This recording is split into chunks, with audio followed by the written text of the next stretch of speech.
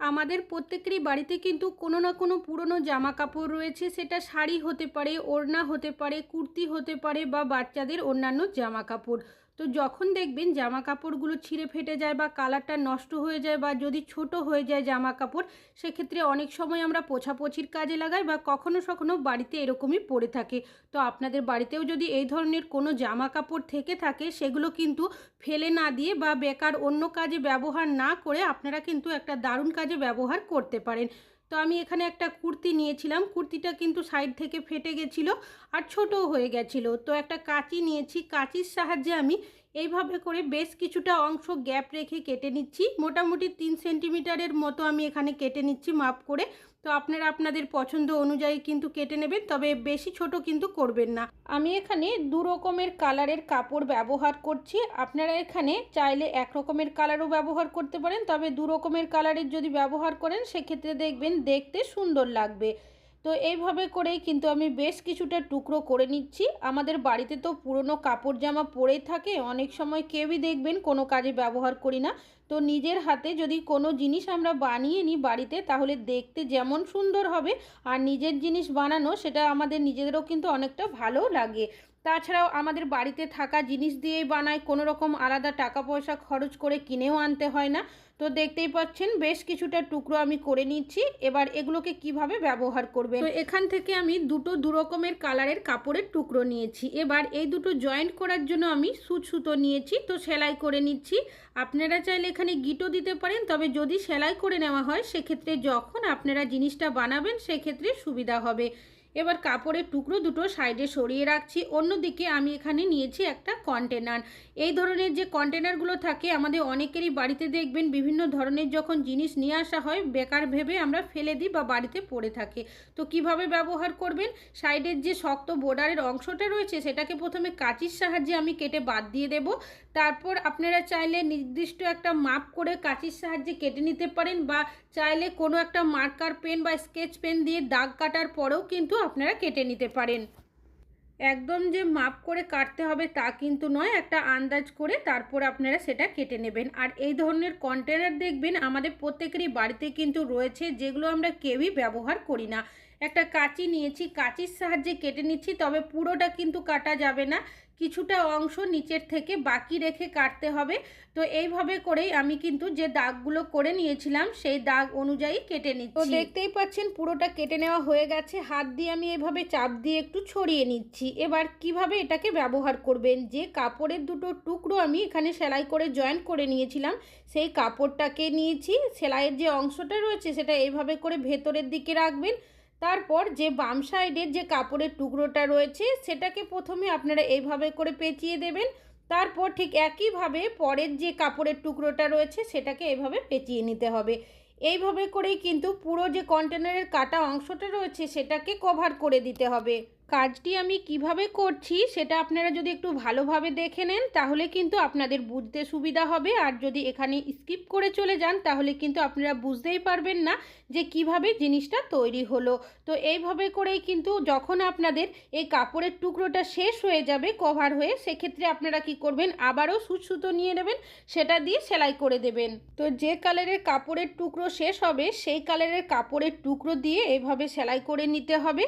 আর এইভাবে যদি আপনারা আপনাদের বাড়িতে পুরনো পড়ে থাকা কাপড়ের টুকরোগুলো ব্যবহার করতে পারেন, আপনারা নিজেরাই দেখবেন কতটা ভালো লাগবে, আর নিজের তৈরি জিনিস দেখতেও যেমন সুন্দর হয়, আর যদি আপনারা বানিয়ে রাখতে পারেন তাহলে কিন্তু আমাদের পুরনো জামা কাপড় কন্টেনার এগুলো ব্যবহার করাও হয়ে যাবে। একইভাবে বাকি যে সাইডের কাপড়ের টুকরোটা শেষ হয়েছিল সেটাও কিন্তু আমি সেলাই করে নিয়েছি। তো দুটো কাপড়ের টুকরো সেলাই করে নেওয়ার পর আবারও কিন্তু আমি একইভাবে এই কন্টেনারের মধ্যে কাপড়ের টুকরোগুলো পেঁচিয়ে দিচ্ছি। তো দেখতেই পাচ্ছেন কাজটি কিভাবে করছি। এইভাবে কিন্তু বেশ কিছুটা অংশ আমি করে নেওয়ার পর আপনাদের দেখাচ্ছি। তবে যখনই দেখবেন কাপড়ের টুকরোটা শেষের দিকে আসছে সেক্ষেত্রে একইভাবে আবারও আপনারা একই কালারের কাপড়ের টুকরো দিয়ে সেলাই করে নেবেন, আর কন্টেনারের মধ্যে এইভাবে করে আপনারা পেঁচিয়ে দেবেন। তো আমার বলার থেকে আপনারা যদি কাজটি একটু মন দিয়ে দেখেন তাহলে কিন্তু বুঝতে আপনাদের সুবিধা হবে। তো দেখতেই পাচ্ছেন আবারও কিন্তু আমি এই কাপড়ের টুকরোটা দিয়েছি আর আবারও এই সেলাই করে দিচ্ছি। তারপর একই পদ্ধতিতে বাকি যে কন্টেনারের ফাঁকা অংশটা রয়েছে তার মধ্যে কাপড়টাকে এইভাবে করে পেঁচিয়ে দিতে হবে। তো দেখতেই পাচ্ছেন কাপড়ের টুকরোগুলো শেষের দিকে হয়ে গেছে, আর কিন্তু এখানে কাপড়ের টুকরো জয়েন্ট করব না। এইভাবে আপনারা কি করবেন, ভেতরের সাইডে ঢুকিয়ে দেবেন যাতে করে এখান থেকে খুলে বেরিয়ে না যায়। এবার আরও একটা কাজ করতে হবে। আমি এখানে 3টে কাপড়ের টুকরো নিয়েছি, সেটাকে আমি কি করব, আবারও সুতো দিয়ে এইভাবে সেলাই করে নেব। সেলাই করে নেব কেন কি, এই যে কাপড়গুলো রয়েছে যাতে খুলে না যায়, মানে একসাথে জয়েন্ট থাকে। তারপর আমরা ঠিক যেভাবে চুল বাঁধার সময় বিনুনি করি ঠিক সেইভাবেই কিন্তু বিনুনি করে নিতে হবে। চাইলে কোনো কিছু দিয়ে সামনের অংশটা আপনারা চেপেও দিতে পারেন, তবে আমি এইভাবে হাত দিয়ে পুরোটাই কিন্তু বিনুনির মতো করে নিচ্ছি।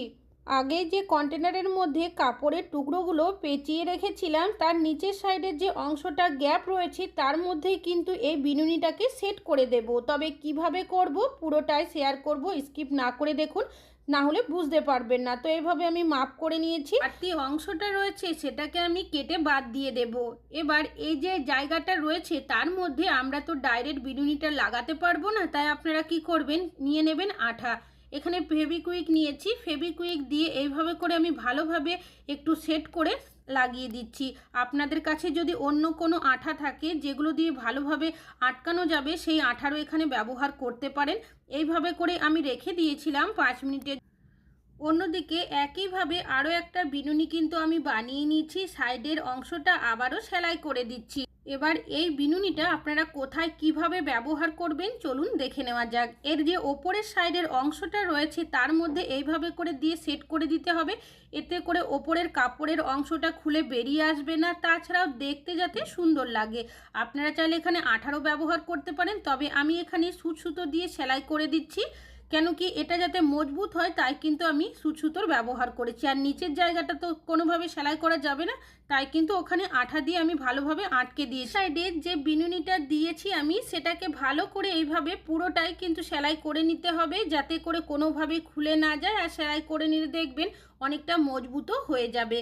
কি কাজে এটা ব্যবহার করবেন, নিচের যে কন্টেনারের সাইডটা রয়েছে যেহেতু ফাঁকা জায়গাটা রয়েছে দেখতে বাজে লাগছে, তাই এখানে একটা পেপার দিয়ে দিলাম।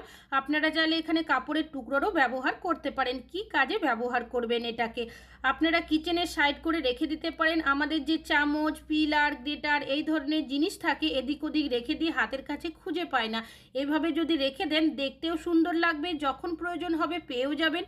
তাছাড়াও চাইলে আপনারা এটা কিন্তু বাচ্চাদের পড়ার টেবিলেও রাখতে পারেন, তাদের পেন পেন্সিল অনেক সময় দেখবেন এদিক ওদিক করে দেয়, দেখতেও সুন্দর লাগবে। তাছাড়া আপনারা ব্রাশ রাখার হোল্ডার হিসাবেও কিন্তু এটাকে ব্যবহার করতে পারেন। আশা করছি আপনাদের টিপসটা কাজে আসবে। ভালো লাগলে অবশ্যই একটা লাইক